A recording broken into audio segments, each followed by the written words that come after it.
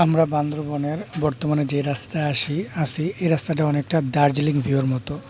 আমি গত ২ বছর আগে দার্জিলিং গিয়েছিলাম। তখন যে রাস্তাগুলো পেয়েছি রাস্তার দুই পাশে যে ঢালু অংশটুকু সেটা অনেক গভীর।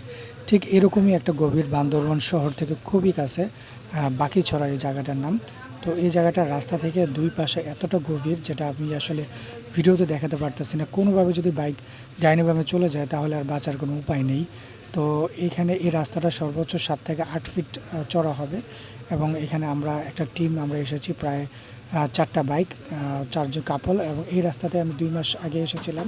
তখন এই ভিতরে একটা শাখা রাস্তা পেয়েছিলাম, অনেকটা ইটের সোলিং। তো ভাবলাম আজকে এই রাস্তাটা দেখি।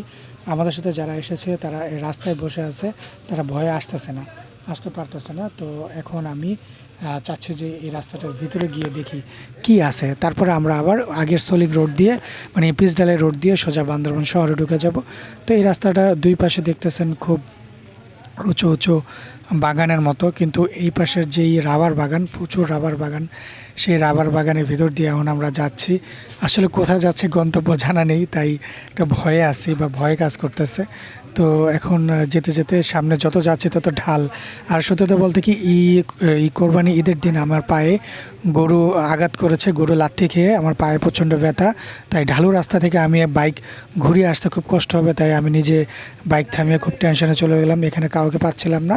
তো হঠাৎ করে কিছুক্ষণ অপেক্ষা করার পর এক পাহাড়ি দাদা এসেছে, উনি আমাকে হেল্প করার জন্য বাইকের কাছে এসেছে। তো আমি বাইক থেকে নেমে ওনার কাছ থেকে একটু হেল্প নিয়ে চেষ্টা করছিলাম যে বাইকটা ঘোরানোর জন্য। তার পাশেই একটা আম বাগান দেখতেছেন, আম বাগানের পাশে এবং এটার ওই পাশে অনেক ঢাল, যদি কোনোভাবে পড়ে যাই তাহলে বাইকও শেষ, আমিও শেষ, এবং পায়ের ব্যথা। এবং আমার সাথে যারা যারা আসছিল তারা সবাই ওই রাস্তায় পিচডালের রাস্তা অপেক্ষা করতেছে। তো এখানে ভিতরে একটা পাড়া আছে, সেই পাড়াতে এই যে এক ভাই সে বাইক নিয়ে, সেও এক পাহাড়ি ভাই যাচ্ছে। তো যেহেতু আমি একজনের হেল্প নিয়ে হয়ে যাবে, তাই তার আরেকজনের হেল্পার চাইনি। তো এখনও অপেক্ষা আছে। এই যে দেখতেছেন আমাদের পাশে যারা ছিল আমাদের গ্রুপে কেউই আসেনি। তো এখন একটা ডিজেল চালিত সিএনজি চলে গেল। তো আমি এখন বাইকটা কোনোরকম ঘুরে সামনে আসলাম। আস্তে আস্তে দেখতেছি ওই যে দেখেন সামনে আমাদের গ্রুপের বাকি যারা যারা আছে তারা আসতেছে। তো যাই হোক, এখন এই যে দাদা আছে পাহাড়ি, ওনার কাছ থেকে অনুমতি নিয়ে এই আম বাগান থেকে আমরা এই আম কিছু পেরে নিলাম। জনপ্রতি 2টা করে। আমরা এখানে মোট 6 জন আছি। তো 6 জনে আপনার 12টা আম নিয়ে নিছি। তো এখানে একটু রেস্ট নিলাম। আর আমাদের এখানে আরও সবাই কাপল এসেছে, এক এক বাইকে 2 জন করে। আমরা তো সবাই খুব মজা করতেছি এবং পাকা আমও পেয়েছিলাম। আরেক ভাই আরও একটা আম নিয়েছে। আর আমরা কিন্তু এই জঙ্গলের গভীরে কিন্তু আমগুলো সম্পূর্ণ অনুমতি নিয়েই নিয়েছি। তো যা হোক, এখন আমরা চলে যাওয়ার প্রস্তুতি নিচ্ছি।